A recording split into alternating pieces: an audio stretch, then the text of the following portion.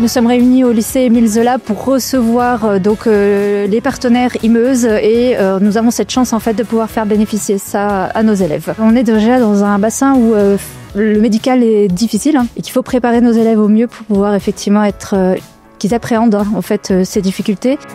Ça participe à la politique de santé en général, c'est-à-dire comment on arrive à un petit peu sortir de ces déserts médicaux dont on parle très souvent, comment on va vers les territoires ruraux, par exemple la télémédecine, la e-consultation, qui sont quelques expérimentations qui sont présentées aujourd'hui, donc on le soutient de la région. Quand on ne connaît pas la réalité virtuelle, on n'imagine pas qu'on peut être aussi vite immergé dans un monde. C'est-à-dire que les patients vont jouer, vont être concentrés dans le jeu. Pendant qu'on joue, l'information de la douleur n'arrive pas en fait totalement jusqu'au cerveau.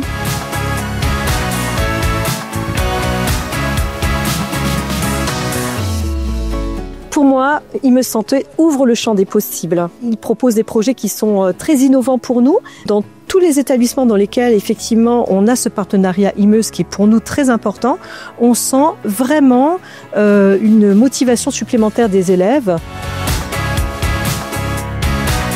L'établissement n'aurait pas les moyens par lui-même de déployer autant de matériel diversifié. L'objectif, c'est aussi de pouvoir construire un partenariat avec Imeuse Santé, pouvoir avoir du matériel en prêt et que justement les élèves puissent manipuler et voir pratiquement comment ça peut être inclus dans leur parcours professionnel. C'est une vraie plus-value pour notre établissement et à construire, à toujours réfléchir comment apporter des nouvelles notions à nos élèves, ça me semble important. Et Imeuse Santé nous le permet aujourd'hui et tant mieux.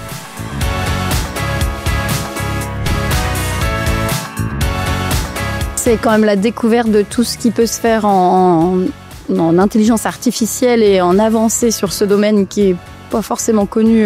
On a été invité à venir découvrir justement les avancées qui existent déjà et qu'on pourrait utiliser. Je suis bluffée par l'ensemble de ce qui est présenté, mais en particulier à quel point tous ces outils numériques qui sont développés là depuis des années pour être vraiment atteindre une grande précision peuvent nous apporter dans le quotidien au service des patients. Il y a une évolution qui va se faire de plus en plus vers le numérique. Et c'est une bonne chose, je pense d'ailleurs. Et c'est pour ça qu'il faut qu'on oriente et qu'on suscite la curiosité auprès des élèves, parce que c'est l'avenir. Voilà, le progrès il est déjà là et je pense que ça va ne faire qu'évoluer dans les années et il faut qu'on se forme de plus en plus à cette technologie-là.